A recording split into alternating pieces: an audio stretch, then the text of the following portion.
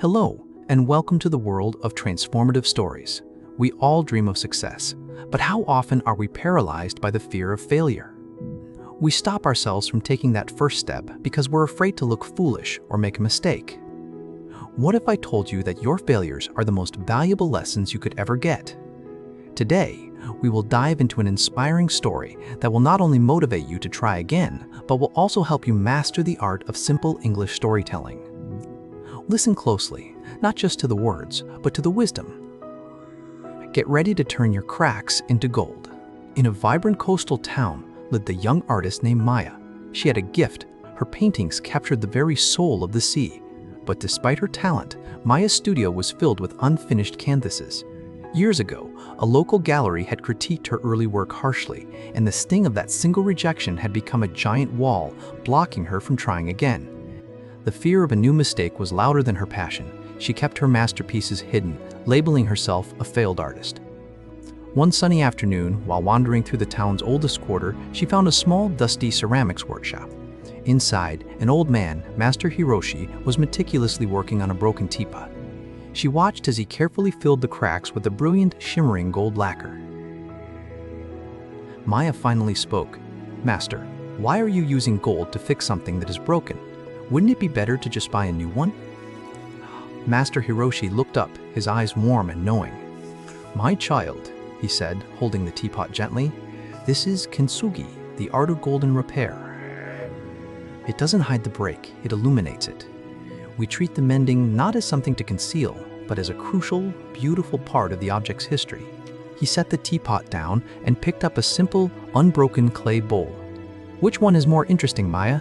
The perfect one, or the one that is broken, been repaired, and now shines with gold?" Maya looked from the pristine bowl to the teapot, its golden veins tracing a map of its past. The Kintsugi teapot was undeniably more captivating.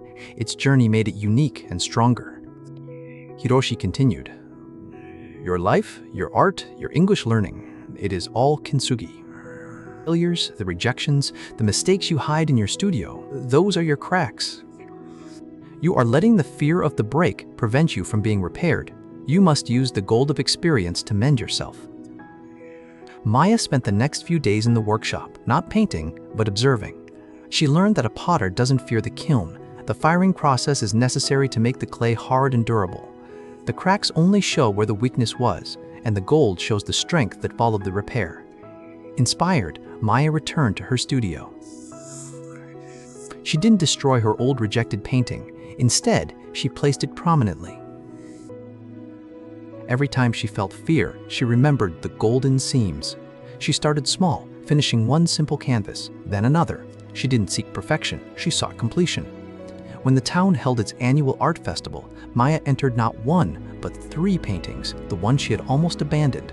She didn't win the grand prize, but one of her paintings, titled Golden Seams, sold out within an hour. A buyer said, "I love the honesty in this work. It feels real." Maya finally understood. The fear of failure had kept her from sharing her true, beautiful, broken story. Remember this powerful lesson, Kintsugi. Don't hide your failures. Embrace them. Every broken piece of pottery, every missed word in English, every mistake in your journey, it's just a chance to apply the gold. Be consistent, be brave, and realize that your story is beautiful because of the cracks, not despite them.